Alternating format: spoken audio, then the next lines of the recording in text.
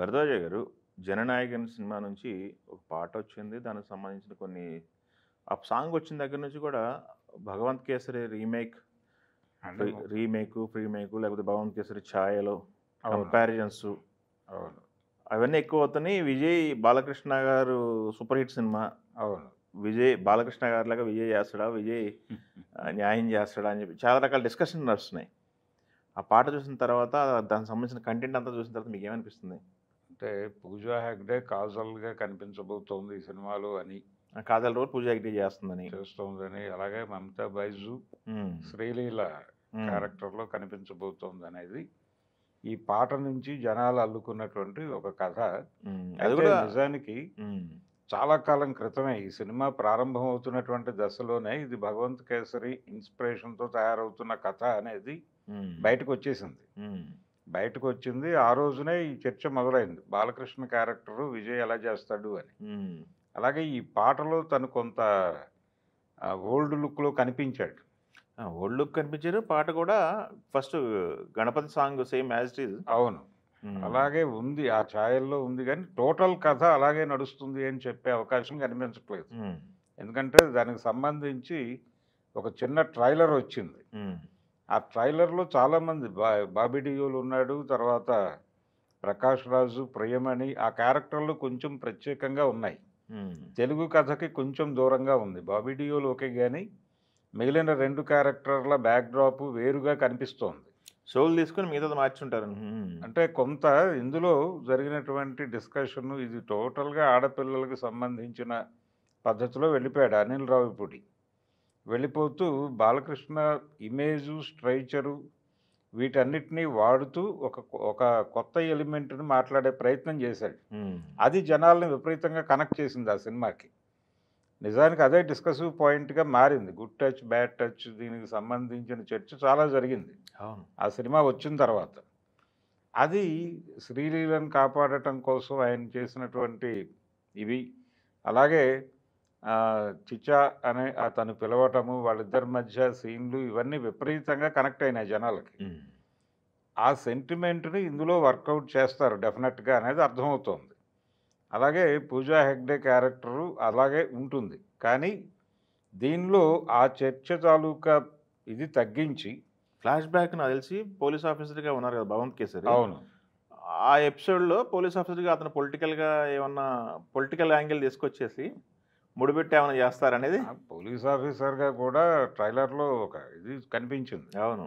కనిపించింది. టోటల్‌గా ఒక పొలిటికల్ వాతావరణాన్ని దానికి జోడించేటువంటి ప్రయత్నం ఒకటి జరిగింది ఈ సినిమాలో హ్మ్. అనేది అర్థమవుతోంది.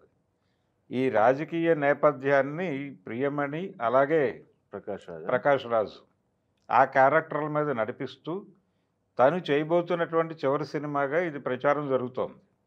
నెక్స్ట్ ఎలక్షన్ మూడ్‌లోకి వెళ్ళిపోతాడు ఆయన. అవును. కాబట్టి ఎలక్షన్స్‌కి జనాల మూడ్‌ని సెట్ చేసే సినిమాగా ఇది ఉండబోతోంది అనేది అందరూ మాట్లాడుతున్నారు.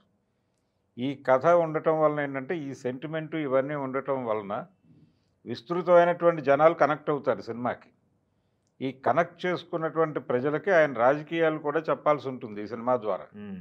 తను వెళ్ళలేని ప్రాంతాలకి ఈ సినిమా ద్వారా తన సందేశాన్ని పంపటం అనే ఒక హిడెన్ ఎజెండా కూడా ఉంది దీనిలో. అందుకని అనివార్యంగా దీనిలో రాజకీయ ప్రస్తావన ఉంటుంది. ఆయన తన రాజకీయ సిద్ధాంతాన్ని కూడా చెప్పే ప్రయత్నం చేస్తాడు దీనిలో. అంటే తను లోకల్‌గా అధికారంలో ఉన్నటువంటి డీఎంకేకి, అలాగే కేంద్రంలో అధికారంలో ఉన్నటువంటి బీజేపీకి సమాన దూరంలో ఉంటాను అని ఒక ప్రకటన చేశాడు. ఆ ఛాయలు ఈ సినిమాలో కనిపించే అవకాశం అయితే కనిపిస్తోంది ఈ ట్రైలర్ చూస్తే. హ్మ్. అందుకని ఇది టోటల్‌గా 'Bhagavanth Kesari' as it is remake అని అనుకోవడం కష్టం. దాన్ని పునాదిగా చేసుకొని అదొక స్కెలిటన్‌గా పెట్టుకొని దాని చుట్టూ వేరే డ్రామా అల్లారు వీళ్ళు. హ్మ్. అది ఫ్లాష్ బ్యాక్‌లో వస్తుందా? లేకపోతే కథలో భాగంగా అలా ఎమర్జ్ అవుతూ ఆయన పొలిటీషియన్‌గా మారతాడా? అనే దానికి కూడా అవకాశం ఉంది. నిజానికి తెలుగు సినిమాలో కూడా ఆ ధోరణి కనిపిస్తుంది. కనిపిస్తుంది కానీ ఆ ఎండ్‌కి వెళ్ళడు. వెళ్ళకుండా అక్కడ ఆగుతాడు. ఇది ఆగకుండా ముందుకు కొనసాగటం అనేది డెఫినెట్‌గా ఈ సినిమాలో ఉండే అవకాశం ఉంది. ఓకే. ఆ సందర్భంగా ఈ పోలీసుల వైఫల్యాలు వీటన్నిటిని రాజకీయ కోణంలో మాట్లాడేటువంటి అవకాశం కూడా ఉంది. ఓకే.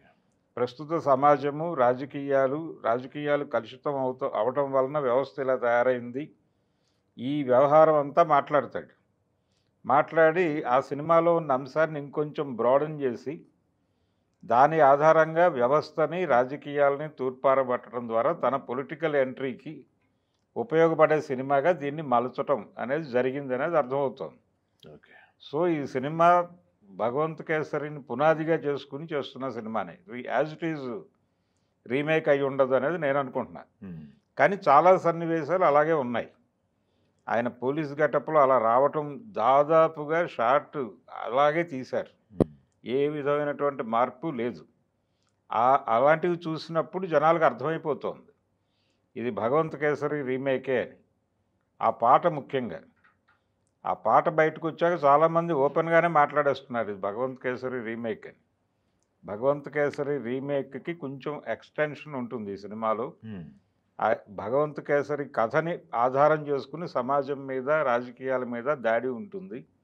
తనని తాను పొలిటికల్గా ఎలివేట్ చేసుకోవటం అనే ప్రోగ్రాం ఒకటి ఉంటుంది.